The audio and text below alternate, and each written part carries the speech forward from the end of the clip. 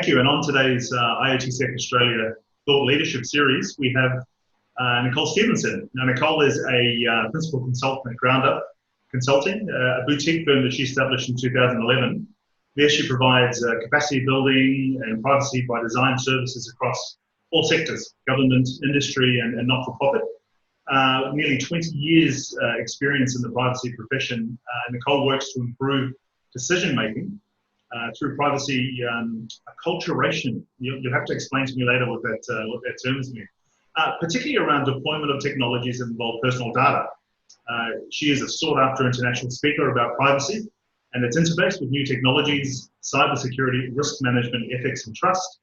She is a subject matter expert for university curricula and appears regularly as a guest lecturer both in Australia and abroad. Welcome, Nicole, to the Thought Leadership Series. Thank you, Lanny. I'm delighted to be here. I know, and we finally get to catch up. We've been planning this for what seems like months on end, so I'm really looking forward to the discussion. Me too. And, you know, it has been a donkey's age since the first time that we discussed having this conversation, and now. But so much, right? So much has been happening in the world and in our professional lives. And, you know, as we lead into summer and the school holidays, it can get pretty crazy. So yes, I'm really happy to be here. Fantastic. So what I'll do is I'll lay out a brief synopsis of our conversation and we'll dive straight into it. So we're talking today obviously about IoT, privacy, and particularly in the smart cities context. Now, IoT technology has probably matured to the stage where it's now more prevalent in its application or use cases, right? In most industries, you know, manufacturing, transportation, logistics. The so-called smart cities use case, though, it's been talked about for a while. And you know, we define it as, you know, where technology and data is used within a city or a region to enhance, you know, the city's livability, workability, sustainability, all those abilities.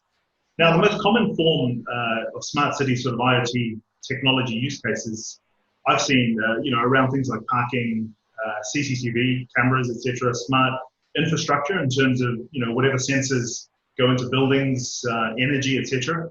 And these sensors will either process, transmit, or store some sort of personal identifiable information, and hence comes into scope around the privacy discussion, maybe even legal obligations. So today we'll look to unpack some of these, you know, opportunities as well as concerns, and more importantly, we'll try and deep dive into the kinds of solutions, you know, around people, process, and tech that can be applied to mitigate some of these privacy risks. So let's get into it. So how would if I was talking, you know, the concept of privacy by design, right? It's something that's often talked about, and it's often analogous to security by design. And the practical implications within, let's say, local government or some sort of consortium that's looking to implement a smart cities project. Let's say, you know, it's like CCTV program across the city's waterfront. You know, firstly, let's define privacy by design, what that means.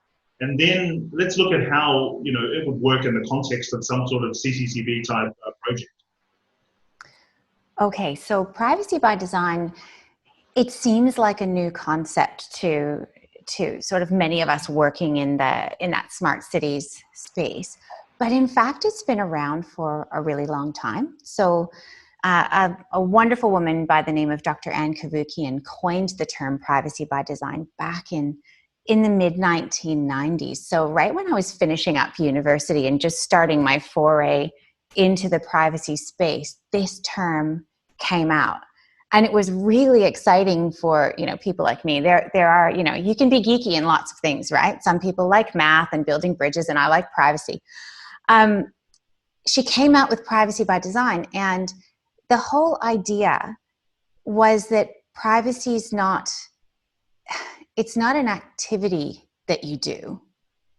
It's an organizational ethos, right? It's building privacy into projects and programs and initiatives, whether that's something as simple as redesigning a form or something much bigger picture like attaching CCTV cameras to garbage trucks so that you can, you know, monitor the city for potholes or broken curbsides, right? It's the idea that you build privacy into your technologies, into your projects, your initiatives, your processes, your policies, and even your legislation. And you do that instead of having to bolt privacy on later. So for example, after someone has made a complaint about an interference with their privacy and everybody says, oh, whoa, we should really build that in. We should really sort that out. Privacy by design is the idea that you look at that first. But not only do you look at it in terms of building it in, you look at it at the earliest possible stage in the development of whatever your initiative is. And this may seem in some ways contrary to good project management, right? Because how do you build privacy in when you don't even know what your project is going to look like yet? Mm-hmm. But that's kind of the point. The point is that if you start thinking about privacy at that very first project management gateway, it is going to look like a privacy savvy project by the end of that project, by the time you get to rollout, because someone has had that in mind all along. It's also important that, in privacy by design, you know what you're talking about, right? Privacy is not about keeping information or data private or secret. It's actually a very clearly defined thing. It's about protecting personal information, so the information of you and me, members of the community, in accordance with the privacy law that applies in the circumstance, as well as any relevant community expectations or global best practice or standards that might be relevant to your organization. So it's actually quite a complicated and really interesting space. The way I like to look at it is more like it provides the scaffolding for organizations to make really good decisions about what happens to personal information. And it comes with it. It's not just privacy by design, the thing. It comes with it a series of principles that you apply in your decision making. So, one of the principles that's really relevant in the IoT space is the idea of end-to-end security. So from the moment personal information is ingested in some way or harnessed or collected in some way by your program or process or initiative, right through to the end of its life cycle, information security is paramount. Someone is thinking about how to protect the personal information of you and me. Fantastic. I mean, I like that. I like what you said about it being an ethos, right? Which is analogous to ethical concerns. And it's also then obviously a design, almost you could say a design architecture, a design principle that you go into, let's say, an IoT project with that in mind. And the other thing I got from what you said is it's obviously it's iterative. It's not something you just do once and you're done. You do a privacy impact assessment and you're done kind of thing. It's as the project or initiative changes, scope changes, you ingest more data, maybe you federate out to a third party, etc. Obviously the privacy implications will change as well. So no, I like it. And part of the, I guess if you look at it being like an ethical concern right up front or ethos, it's usually what you would require some sort of executive engagement, not just project management engagement, some sort of executive engagement to ensure that the privacy concerns and obligations are addressed, right? So is it really is it easy to get, I guess, executive engagement when it comes to privacy in the smart cities context? Or is it, as with security, let's say, cybersecurity, it can be a difficult thing to accomplish? Yeah, look, it's a really interesting question, right? And the answer is a tiny bit nuanced because engaging executives in a smart city context almost always comes down to sort of the perceived social and economic benefit of doing a thing, right? And so cities, and this is not to disparage any of the wonderful cities that I work with, but from an innovation perspective, they're often really quite obsessed with the shiny new thing, the new technology, the new approach, the ability to harness technology in a way that serves the community in somehow that's being done differently than any other city, right? There's a real race to be first and a race to be best. And often it's difficult to keep that component of the discussion when you're talking to an executive team about privacy. So for me, I always treat privacy as an opportunity to innovate, an opportunity to do smart things better, to do smart things smarter, as opposed to privacy being a compliance-based exercise that could be considered a showstopper, right? Or some kind of drag on progress or drag on innovation for our cities. And I find that just the way that you converse about the topic, the way that you introduce the topic to executive teams, if you take that kind of fear, uncertainty, and doubt kind of marketing out of privacy, and you don't talk about compliance, and you don't talk about, big sticks from privacy regulators, and instead you talk about the community that we serve, the fact that we are protecting the personal information of someone who really matters to council, that's really critical. And before, when you said, "Oh, I'd love you to just sort of define acculturation for me," that's the start of privacy acculturation, is having that really meaningful discussion at the executive level, creating the care factor, showing that privacy can, in and of itself, be considered innovative and sexy and smart and cool for cities. You get to that point, and executive buy-in means you then have buy-in across the organization. Correct. You have some kind of footing on which to build your privacy strategy, on which to get going. And I think timing-wise, in terms of where cities are, right, it's a good time, because often at the moment I find that the citizen and community groups are really at the heart of the smart cities conversation, right? I remember, a decade ago when we were originally talking about these concepts, it was all about the technology, about the sensors, about the data that was going to collect, etc. But now it's sort of flipped, and it's all about the citizen, about the community groups, about engaging them and bringing them together. So as you said, right, the executives, even if you're talking about a council, even the what do you call it? The politicians, the councillors, the mayor, etc. It's something of high, impact or high visibility to them as well. And it also comes down to trust and long-term community buy-in for what it is the city's trying to sell to them or put to them. Look, an example of a smart city fail that was actually really sad and disappointing because of how hard everyone worked was the Sidewalk Labs initiative out of Toronto, Canada. Now, that whole initiative was about taking a community or a precinct and piloting how smart it could be and how technology could be leveraged to, make life easier, more connected, faster, cleaner, safer, all of the things that are relevant to the community.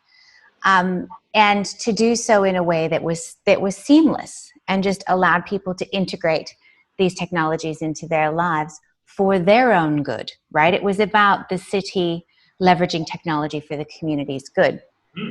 But they made a critical mistake in their early discussions around privacy, and this is where I think the privacy by design fail was the community at the time was in the grips of a great deal of mistrust for our data giants, right? Like, Google, Microsoft, whomever. And they were really concerned to find that the key proposed partner for the Sidewalk Labs initiative was a company called Alphabet. Now, Alphabet is the parent company of Google. And at the time, Google, along with Facebook and a variety of other giants in this space, was all over the media because of privacy breaches and investigations in relation to privacy practice. So the city, unfortunately, got off on the wrong foot from the get-go. And I just don't think they ever quite recovered from that perception in the community that something wasn't quite right, that that something sinister was going to happen to the data of you and me, when in fact that wasn't the city's intention at all. So, there was that privacy by design fail. There was probably a bit of a comms fail. But ultimately what's really sad, and where where I work very, very hard to make this not happen in the cities that I work with, is the idea that privacy is seen as this this block, or this stop, this drag on happiness. Yeah. And it's really unfortunate, because privacy in fact should enable these kinds of innovative ideas, these new cool smart precincts, as opposed to being the linchpin on which it turns. But I mean, you could argue, as you said, that, and I don't know the whole details, but if that trust, in terms of public relations workshops had been focused on as part of that Sidewalk Labs project, arguably it might have been still going, and that is, it's a really key, interesting point, is that public relations to promote, the trustworthiness of the stakeholders, the providers, etc.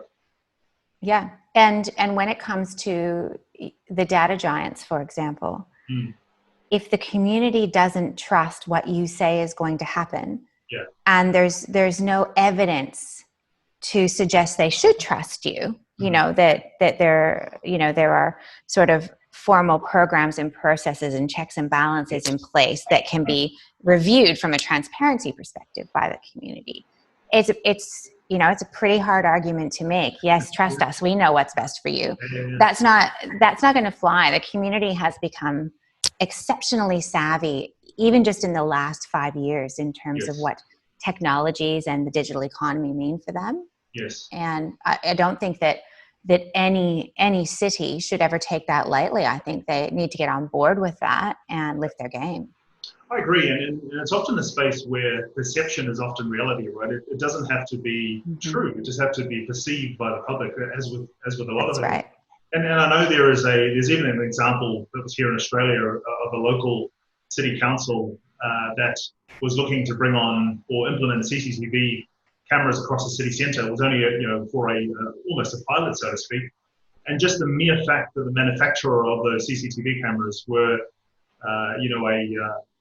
a manufacturer that was also using them in another Southeast Asian country to surveil its citizens, just the mere fact that it was the same manufacturer, even though it may not have used the same technology or the same use cases, was enough to cause a bit of uproar in the community, right? Yeah, and what helps in those circumstances is another component of privacy by design. It's the idea that you take stock of the potential privacy impacts before you roll out whatever the thing is, whether it's CCTV cameras or public Wi-Fi or smart parking sensors, or even QR codes, right? The QR codes that we're all using right now to check into, our government buildings and so forth. Assessing for the privacy impacts associated with those, the potential risks and any potential flow-on harms. Doing that up front, doing your homework, and even publishing your homework, saying to the community, hey, look, the kimono's open, have a look.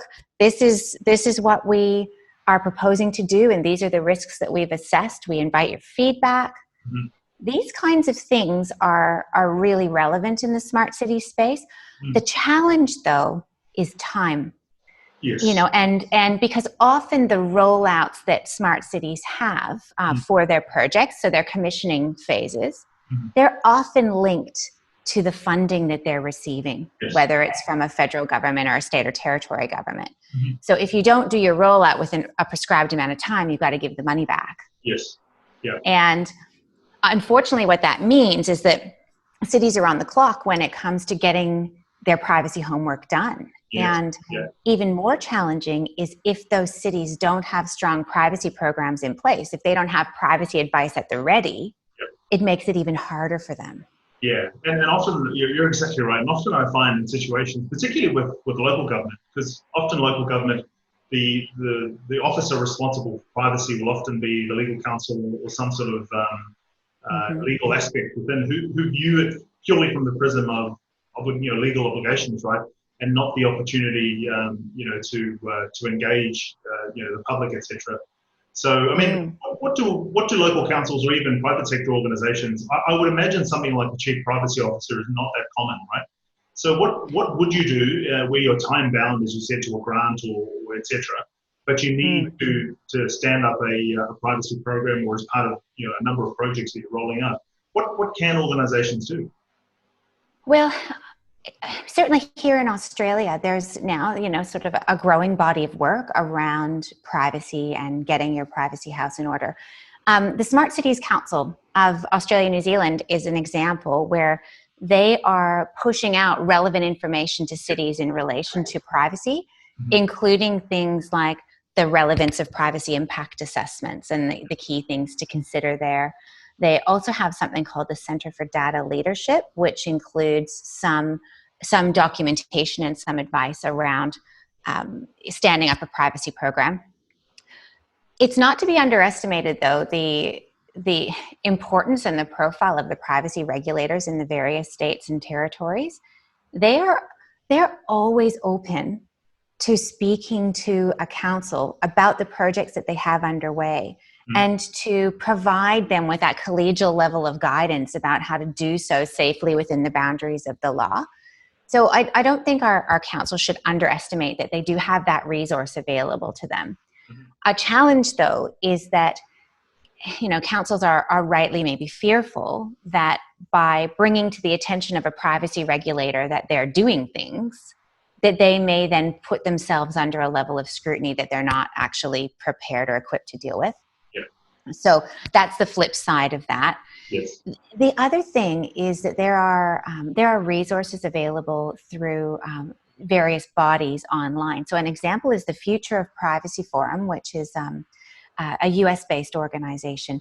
They have a huge smart cities segment on their web-based resources that goes through all of the various different privacy challenges that are associated with particular technologies. Using an infographic style setup, you can click on the various technologies and get a general understanding about what the privacy implications might be. That's a great start for innovation teams when it comes to privacy. But finally, though, and probably the most important thing, is if cities don't have in-house counsel that are equipped to deal with privacy, or they don't have a privacy officer, a dedicated privacy officer, someone with that function, they need to farm it out.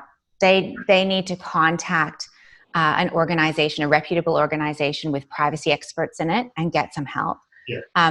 If you think about the budgets that are available for these smart city projects, budgeting for a privacy impact assessment or some level of privacy review, that's not going to break the bank if you do it early. If you wait until after the horse is bolted, someone's complained, you're under the scrutiny of a privacy regulator, privacy all of a sudden becomes really, really expensive, and it's a backpedaling exercise.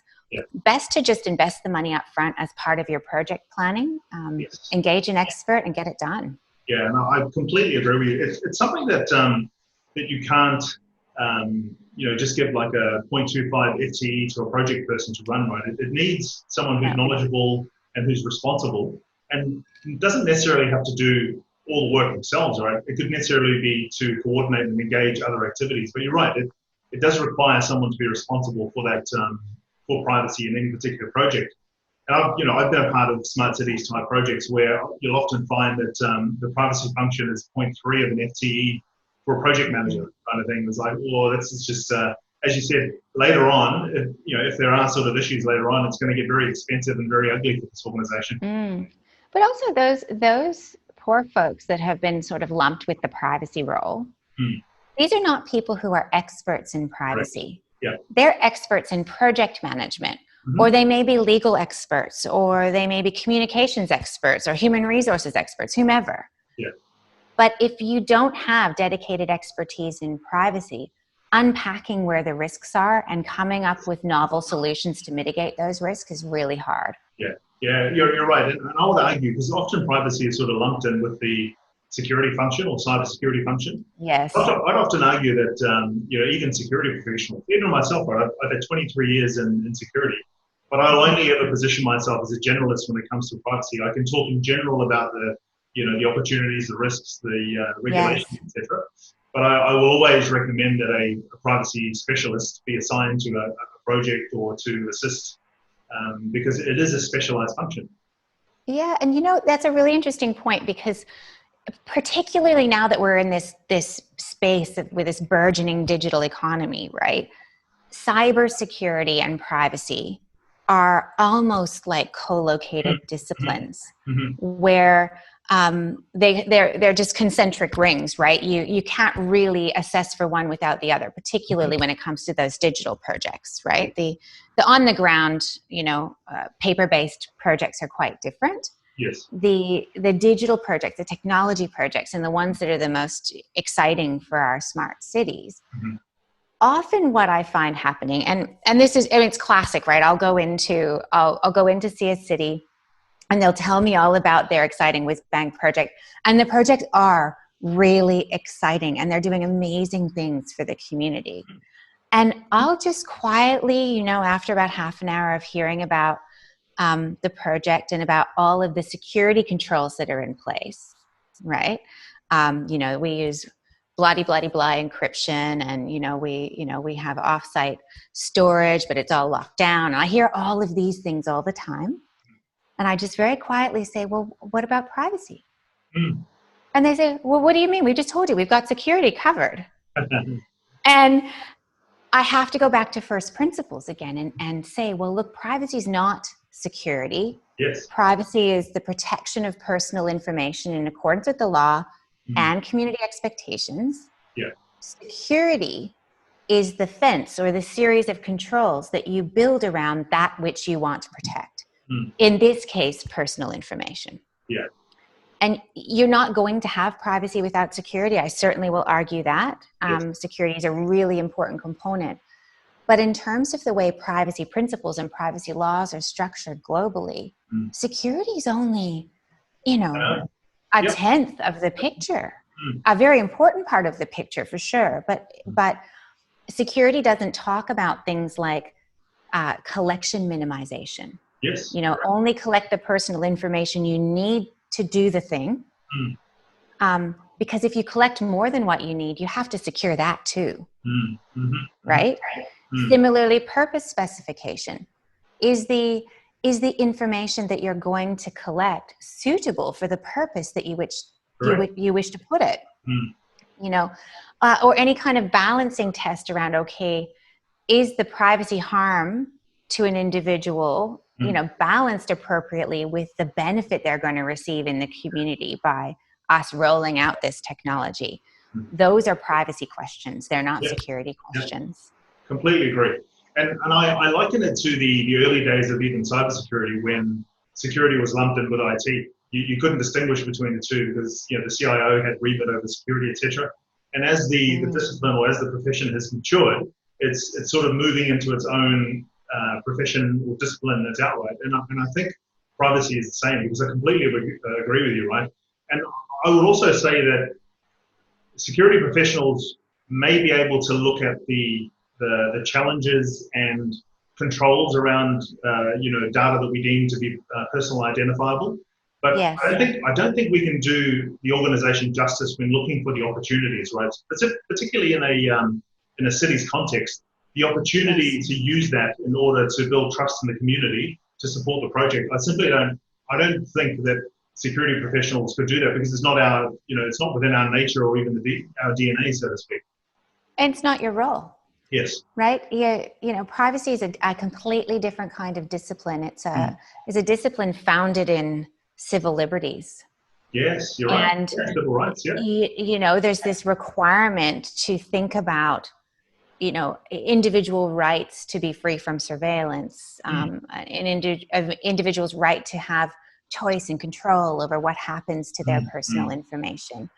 And how you're going to give effect to those rights while still getting the job done, while still achieving the business of government. Yeah, I would agree. And I would say that the intersection point comes where you're looking at controls, right? And that's where, security from a technology perspective, from even a process perspective, that's where the intersection is. So once you've done that upfront work, you're getting to what controls can we use to, compensate or reduce the risk? I think that's where where security professionals can lend a hand, so to speak.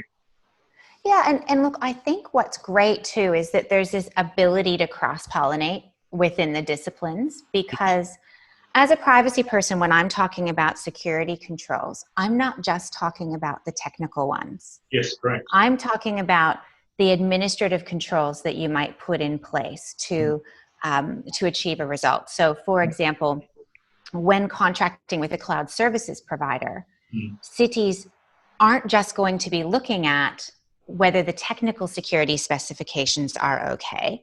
They're also going to be looking at, what does our contract with that provider say? Have we ensured that they understand their privacy and security obligations in the context of their agreement with us? And what are they going to do in the event of a data breach? What is the process for them contacting us and getting the ball rolling so that we can all deal with this data breach event quickly? Yes. Those are administrative controls, equally important to, the technical fence that you might build around something. Similarly, physical controls. If you think again about that cloud service environment, we also as privacy professionals want to know, okay, is that storage site in Australia?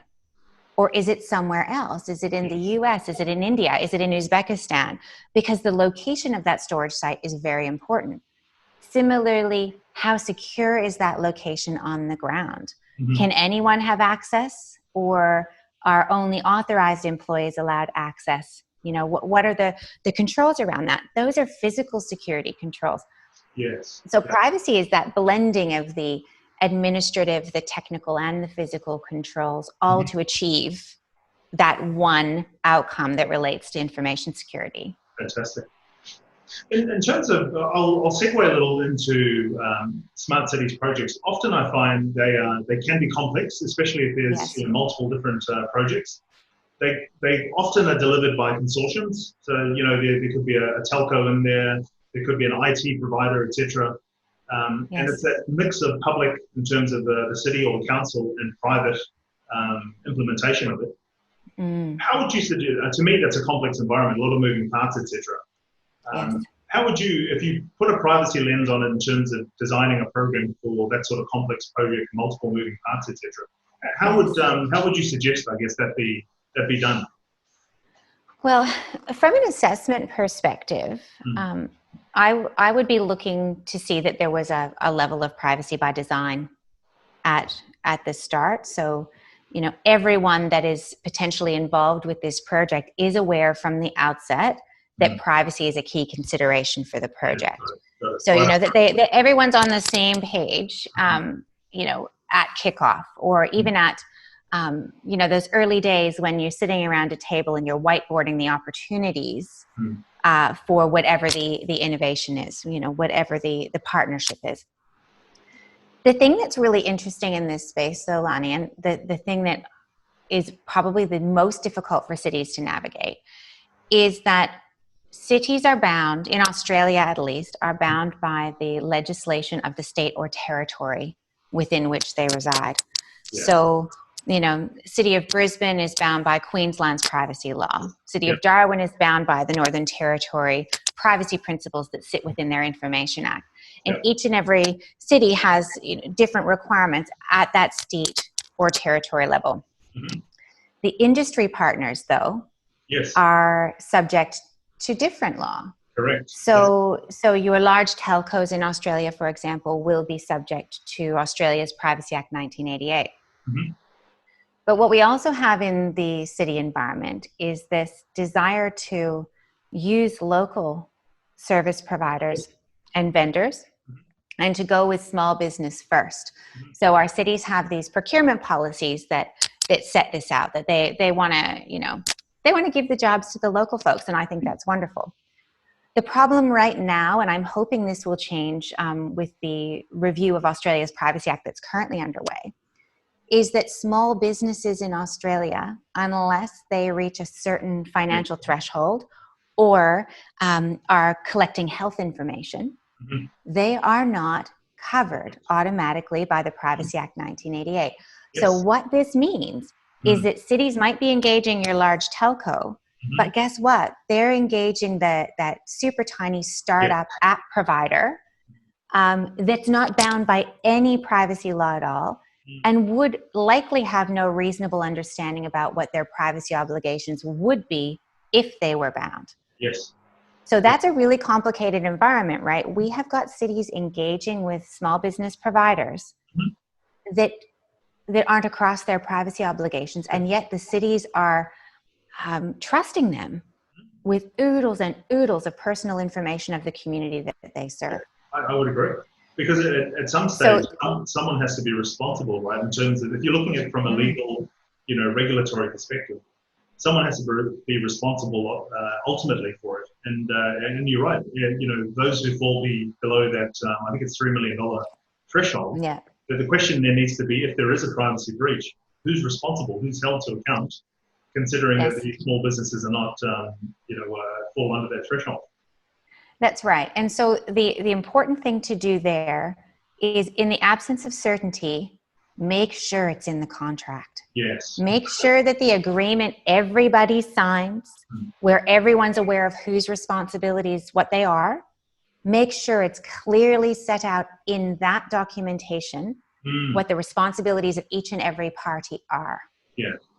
Yeah, that's really important. And actually here in Queensland, where governments, so local governments or the state government, contract to a contracted service provider, right? So a cloud service provider, somebody who goes around and checks the parking meters, whomever it might be, that contracted service provider must agree to be bound by Queensland's privacy principles for the extent of the arrangement as it involves personal information.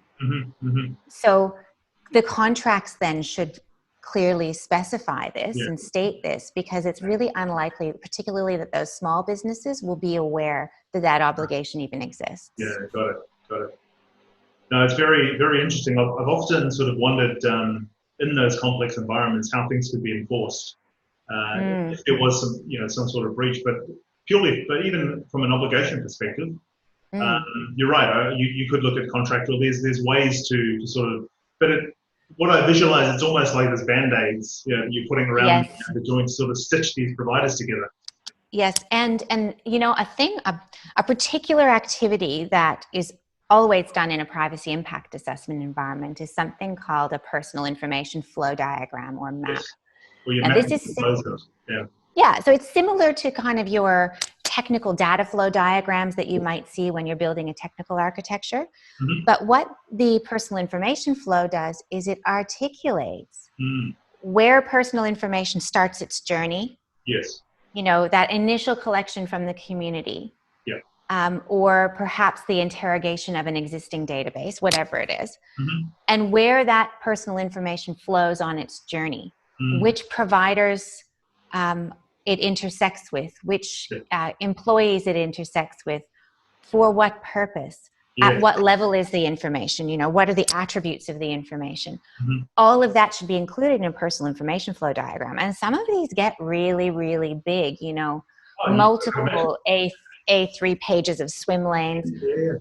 But what this does is that it makes project teams, particularly in this consortium type environment, sit down and think about exactly what personal information they're collecting and whether they need it, exactly where that personal information is going to go, who's going to touch it or see it or do something with it, how is it going to be stored and secured, when will it be destroyed, if ever, and also whether there are any kind of outside vendors that no one really thought of that are also going to have a crack at that information. So an example is that, a lot of the systems that councils are building have things like Google Analytics or Facebook Pixels running in the background so that council can gather insights. But when they do that, that also has to be added to the personal information flow, because there are some serious downstream privacy risks associated with that. And there's often tension there, right, in terms of the principles that you spoke about in terms of minimizing the data you collect based only on the project scope. Because when you're looking at that sort of mass data analytics, it's literally let's ingest everything and we'll work out the use cases from that. So there's almost that tension there as well. Yeah, and that's a real that's a challenge in the dialogue between privacy and project teams. Is project teams want to have everything because it may be useful or expedient someday. Privacy rules, though, say that you must only collect what you need in order to fulfill a particular purpose. Yep. So there's a much narrower lens through which you can ingest and use and share personal information. Very interesting. And I guess that's where often the misnomer is from project teams, that privacy is a hurdle, right? Because yes, they want to collect everything. And, the one use case I came across was working for we did a privacy impact assessment for a retailer who was partnering with one of the internet giants. yes. And one of the internet companies approached this retailer and said, "You've got rich intel, data on your clients in terms of their buying habits, what they spend, where they spend it. Yeah. We've got a lot of data. Why don't we join our data sets together, and we will co-fund that, and then that will be beneficial to both organizations and ultimately your client, right? They'll get much more personalized service." And so we were called in to do this privacy impact assessment, and soon it became apparent that the internet giant, and I won't name who they were, didn't want any guardrails or anything. They just said, "No, we've got this big data platform that we just want to ingest everything into, and then we will work out the use cases, and then based on those use cases, we'll run an impact assessment on the output." And it's like, and the discussion was, no, it's what you're collecting from what sources as well. And they said, "No, in order to get our funding, you'll only be able to do the impact assessment on the output." And so, okay. Yeah. And that's really cheeky, right? That kind of behavior, particularly with privacy being so visible on the global landscape and having, massive privacy complaints that are resulting in huge fines, whether it's through the EU data protection commissions or whether it's through, the FTC in the US or even here in Australia. We should not be behaving that way. That's actually contrary to the purpose of having these privacy laws in place, and it's a little bit sneaky. Yes. And yet at the same time, I understand why taking that easier path is chosen, because it gets you where you want to go more quickly, but it doesn't get you there with any level of accountability. And I see privacy as an opportunity for sure, but it's also about accountability. It's about maintaining community trust over time. Governments need to do that. Particularly in our Western democracies, it's really important that we set the bar high for ourselves and continue to achieve those metrics instead of, because once you slip, right? It's so easy to snowball. Or dip your toe into statewide surveillance. You just don't want to do it. Yeah. No, completely agree. Look, the last question I wanted to ask you was, let's say we're sitting down having the same conversation in a couple of years' time, 2 or 3 years' time.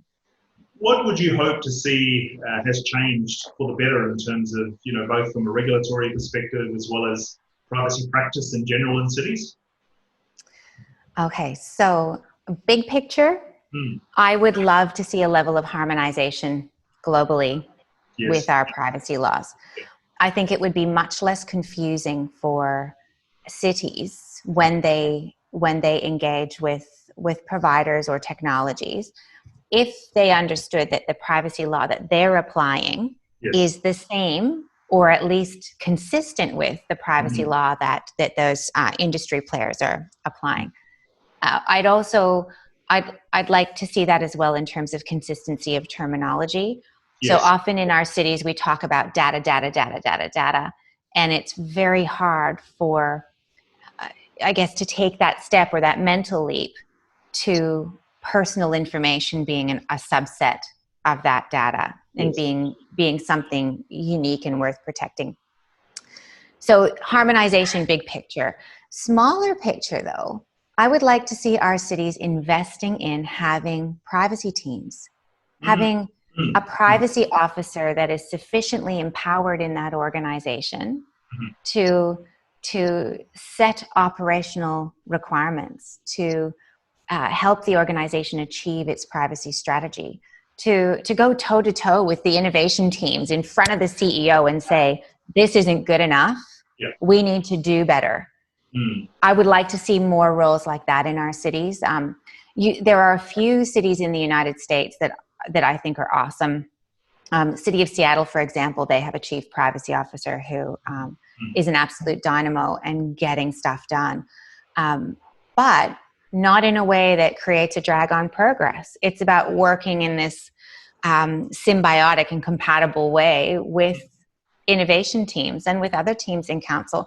Because let's not forget, privacy, it has its tentacles in everything council does, from, cities, right from customer service to fixing potholes to hiring and firing employees to community outreach or charity programs. All of those things have privacy implications as well, not just the tech projects. Yeah, absolutely agree. Yeah. Very, very interesting. And thank you, Nicole. These are the kind of conversations that I could have for hours and hours, but unfortunately we only have like 45 minutes. So it was a pleasure to have you on, and I'd love to have you back on again in terms of, it feels like we're just sort of scratching the surface and we're going down a bit of a process. So thank you, I appreciate it. And also good luck this week in terms of your nomination for the Smart Cities Council ANZ Award. Oh, thank you. Yes, I've been nominated actually for a Smart Cities Leader Award, which is really exciting. It's most exciting, not on a personal level, but on a professional level, to see privacy considered a layer of a leadership attribute that's important for our cities. I think that's just fantastic. But I think, look, I think on both sides, right? You're obviously from an advocate for privacy in cities. You're probably, and without a doubt, the leading one here in Australia. So congratulations on that, and good luck for the awards. Thank you. Yeah. Thank you, Lonnie. It was an absolute pleasure to chat to you. You're welcome. Bye-bye.